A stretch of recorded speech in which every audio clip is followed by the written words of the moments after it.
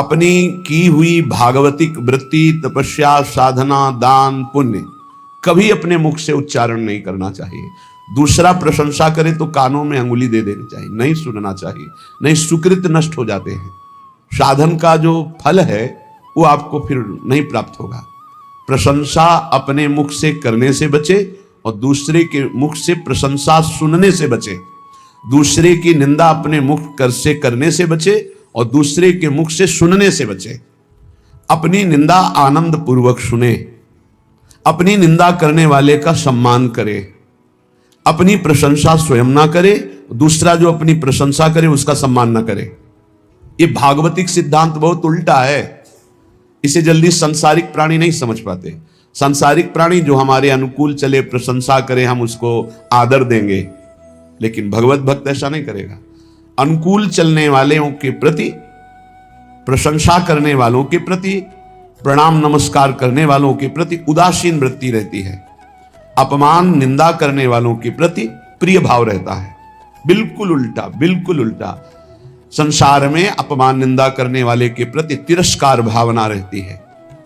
सम्मान, प्रियता, अनुकूलता, इसके लिए फिर हृदय में आदर बुद्धि होती है। ओ ये तो बहुत अच्छा आदमी, ये है संसारिक भाव। परमार्थ बिल्कुल इससे उल्टा है, इसको धारण कीजिएगा। अपनी प्रशंसा कभी अपने मुख से ना करे।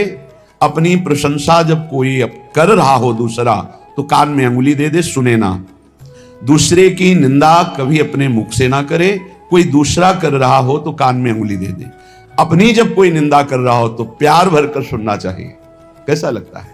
अपनी जब कोई निंदा कर रहा हो और हम प्रियता में भरकर सुने, भगवान की कितनी कृपा है, आज मुझे सहनशील बनाने के लिए कैसा सुंदर प्रयोग कर रहे हैं। हम मुस्कुराकर अपनी निंदा सुने, अपनी निंदा करने वाले का आदर करें, तब हमारे जो सुकृत होंगे वो प्रियालाल कृपा करके सार्थक कर देंगे।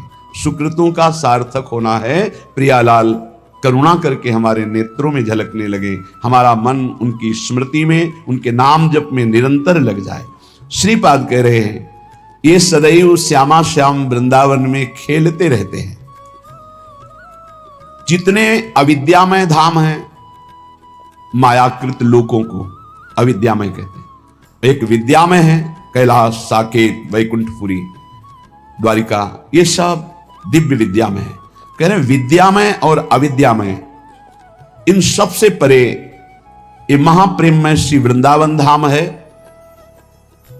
इस सब धामों का मूल वृंदावन का जो प्रेम रस है, ये बिना श्री जी की कृपा से नहीं मिलता। आपका वृंदावन आना, वृंदावन दर्शन करना, वृंदावन वास करना, सत्संग मिलना, ये केवल श्री जी की कृपा से है। अब विश्वास करो, जब श्री जी ने इतनी कृपा कर दी है तो वो मिलने वाली पूरी वृत्ति बना दी, अब मिलना बाकी है, ये आपको संभालना है। सबकी कृपा आपके ऊपर है, अब आपको अपनी कृपा अपने ऊपर कर लेनी है। अपनी कृपा, गलत आचरणों वाले मन को धिक्कारना, सही संग, सही विचार, सही क्रिया, इसका आदर करना जो शास्त्र प्रमाणित है, ये अपने ऊपर कृपा आप कर रहे हैं।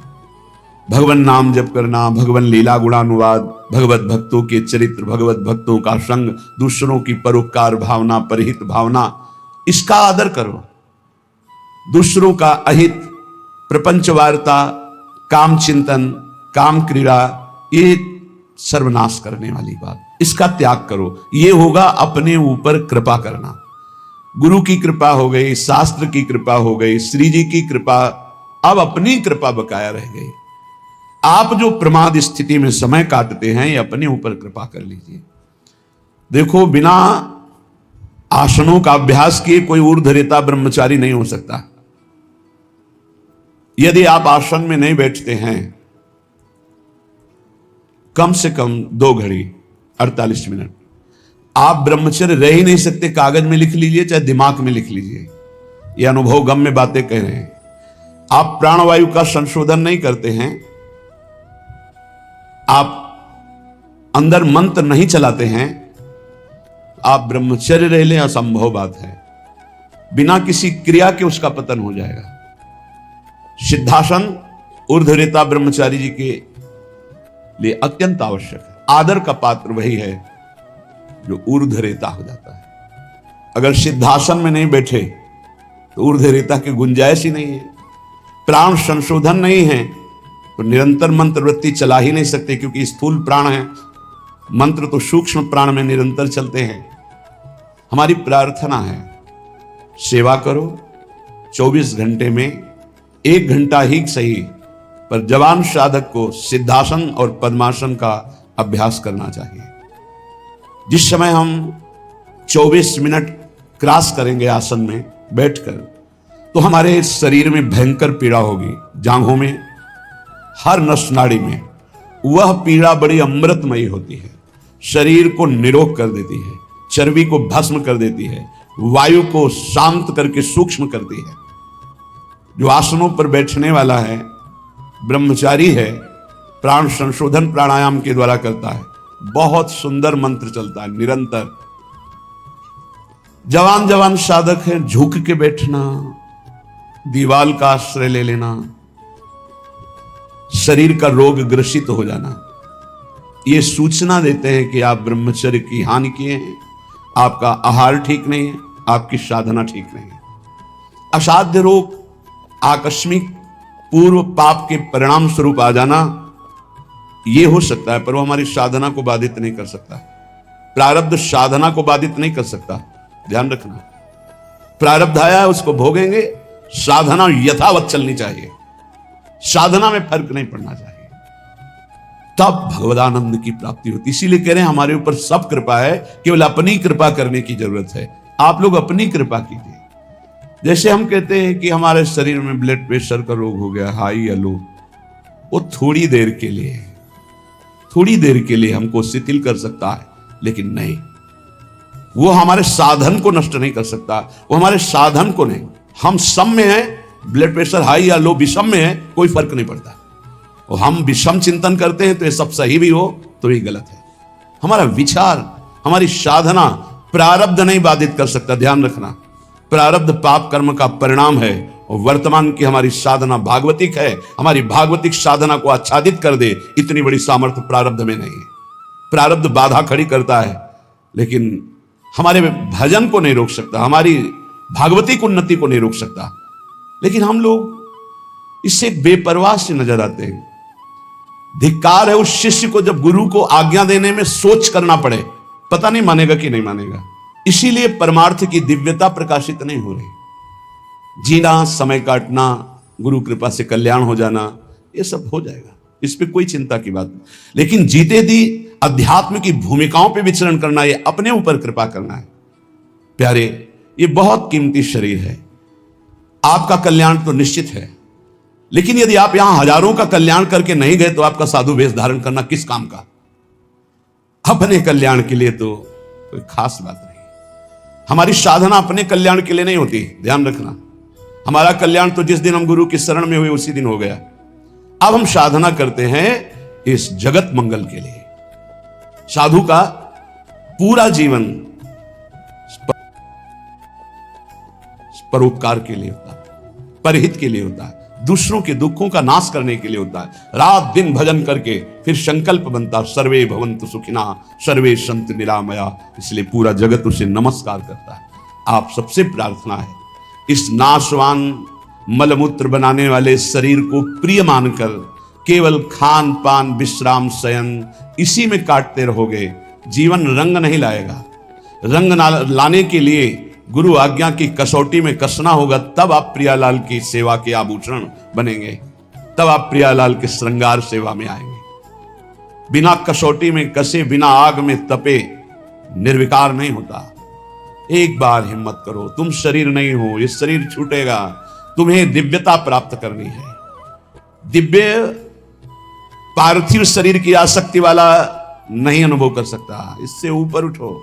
बहुत घटिया सोच है यदि ये सोच बनी रहे कि मुझे अच्छा खाने को मिले, अच्छा सोने को मिले, अच्छा रहने को मिले, बहुत घटिया सोच है।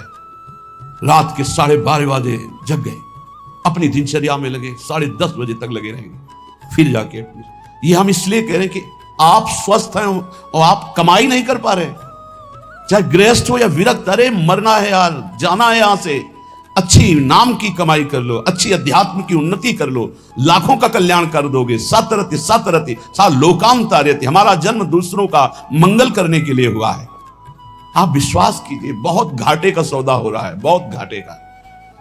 किसको चढ़ाएं, किसको उत्तम रीति में पहुंचाएं, जब तक हमारी आज्ञा पर तुम बलिदान होना नहीं चाहोगे तब तक नहीं बन सकता। पंच प्यारों की रचना जानते हो कैसे हुई थी? हमें तुम्हारा रक्त चाहिए, तुम्हारी गर्दन चाहिए, खड़े हो सभा में कौन? तो एक खड़े हुए, अंदर गए और ऐसे रक्त की धारा चल पड़ी। अब दूसरा कोई खड़ा हो, 5 केवल खड़े हुए थे लाखों की सभा में। फिर 5 को निकाल के लाए, क्योंकि काटा नहीं था, वहां केवल लीला की थी, अन्य रक्त की लीला केवल हुई थी, वहां किसी की हिंसा नहीं हुई थी। सब आश्चर्यचकित हो गए, ये हैं 5 और एक एक से इतनी सामर्थ्य भर दूंगा कि 1.25 लाख को एक परास्त कर देगा। परम पूज्य श्री गुरु गोविंद सिंह के वचन। एक को 1.25 लाख परास्त करने वाली सामर्थ्य तैयार करो, क्यों? प्राणों को बलिदान कर दिया। हे नारायण अति कठिन है हरि मिलन की बाट, या में पग पीछे धरे प्रथम शीश दे काट। चाहे गृहस्थ हो चाहे विरक्त, दिव्यानुभूति के लिए तुम्हारा मानव शरीर मिला है, पार्थिव भोगों के लिए नहीं। पर इसमें आपको अपनी कृपा करनी बकाया रह गई। सब कृपा आपके ऊपर है, आप अपनी कृपा कर ले, बस इसमें हमें सब घाटा नजर आ रहा है। गुरु कृपा, धाम कृपा, इष्ट कृपा, शास्त्र कृपा। गुरु लाखों ने बनाया, लेकिन गुरु की बात मानने वाला कोई बिरला ही है। ऐसा नहीं कि नहीं है, पर वो इतने में अंगुली में गिने जाए। तो एक साधु जब साधना करता है तो प्रांत के प्रांत को पावन कर देता है, और सैकड़ों साधु जहां भजन करे तो राष्ट्र को पावन करने की सामर्थ्य रखते हैं। इसलिए जगो, मोह निद्रा से जगो। तुम मानव नहीं हो, तुम भगवान की दिव्य अंश हो। तुम्हारा जन्म ही हुआ है दिव्यता के लिए, पशुता के लिए तो अन्य योनियां है। निद्रा भय आहार मैथुन ये पशुता है, इसके लिए अन्य योनियां हैं। तुम दिव्य नारायण स्वरूप हो, हरि स्वरूप हो, अपने स्वरूप की तरफ बढ़ो। ये सब छोड़ो, ये आंतरिक वृत्ति को सुधारो भाई। खान पान विश्राम ये कुछ नहीं है, कुछ नहीं है। पूरा जीवन खाते खाते मर जाओगे, फिर भी रसेंद्री तृप्त नहीं होगी। भोगते भोगते मर जाओ पर जनेंद्री तृप्त नहीं होगी। देखते देखते मर जाओ पर नेत्रेंद्री तृप्त नहीं होगी। ये कैसा झूठा नाटक! इस नाटक का पर्दाफाश करने के लिए तुम जन्मे हो, अपने हृदय के नाटक का पर्दाफाश करने के लिए। यही सुकृत है, यही तप है, और ऐसे हृदय वालों का आकर्षण श्री प्रियालाल करते हैं। बिना देखे जीवन चला जाए तो धिक्कार है जीवन को। क्या देखना है प्रिया प्रीतम? इन्हीं आंखों से ऐसे स्पष्ट, इन्हीं नयनन सब सुख देखें, अपनो जन्म सुफल करे लेखें।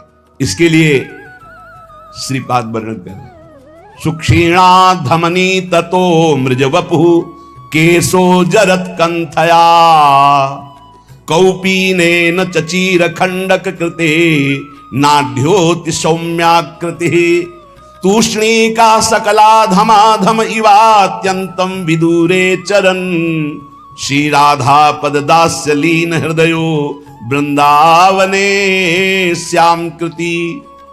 बोले इतना साधन में तन्मय है कि भोजन बहुत अल्प हो गया, इसलिए सुक्षीणा धमनी, नस नाड़ियां एक एक गिन लो। देखो यह है अपने ऊपर कृपा।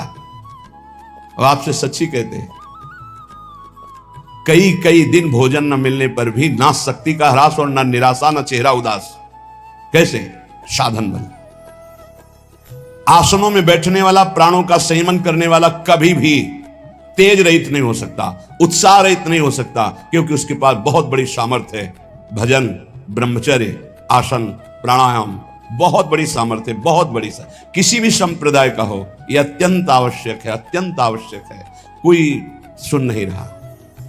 ये अपने ऊपर कृपाए राग त्यागी वैरागी कहलाने वाले आप हैं, परमार्थ के पथिक है। सुक्षीणा धमनी ततो मृज वपुः केशो जरत कंथया। शरीर की एक एक नस नाड़ी गिन ली जाए ऐसी, क्योंकि अल्पाहार। पूज्यपाद उड़िया बाबा, पूज्यपाद मग्नानंद सरस्वती जी महाराज, श्री स्वामी अनंग बोधाश्रम जी, रोटी राम बाबा, एक सितवा बाबा, ऐसे ऐसे सिद्ध महापुरुष। एक दिन सितवा बाबा जा रहे थे तो गांव में पहले शौच बाहर जाया जाता था, तो एक लोटे में 3 माताएं शौच, उनमें से एक ने कहा कि तुम्हें कितना? तो बोले 2-3 चुल्लू। बोले हाथ तो साफ नहीं हुआ होगा। बोले आटा लगाना है, साफ ही हो जाएगा उसमें। विनोद में उसने कहा आटा लगाने में तो साफ ही हो जाए। उसी समय सितुआ बाबा ने संकल्प लिया, आजीवन कभी रोटी नहीं खाऊंगा। तो अन्न भुंजवा लेते और उसे इतना ऐसा, वो बड़े सिद्ध महापुरुष है। रोटीराम बाबा जिस समय प्रधानमंत्री इंदिरा गांधी थी, ये दर्शन करने जाया करती थी, जिससे देवराहा बाबा के से बड़े सिद्ध महापुरुष रोटीराम। बस हाथ में ऐसे रोटी ले ली, बस उसी को पाए, बस ये 56 प्रकार के भोग प्रियालाल पावे। देखो स्वामी जी उत्तम भोग लगाए, मोर मरकट को सेवैं। ऐसे प्रसाद बिहारी जी कले लेते हो सब। आप चना पाके, हे भाई कमाने आए हो, लक्ष्य पे तीर एकदम अमोघ बाण की तरह जाना चाहिए। यही समय कमाने का, यही समय कमाने का और यही समय गंवाने का है। जिसकी जवानी तप में, उसकी वृद्धावस्था महान आनंद में। जिसकी जवानी भोग में, उसकी वृद्धावस्था दुर्गति में। कागज में लिख लो। और जिसका प्रारंभ से भजन उसका अंतिम भगवदाकार निश्चित। जिसका प्रारंभ विषयाकार, अंतिम बदलना बड़ा कठिन। ये जीवन की बातें कह रहे हैं। सुख क्षीणा धमनी ततो मृज बपो। कैसे तुम्हें बताएं, लक्ष्य ही नहीं है तो कैसे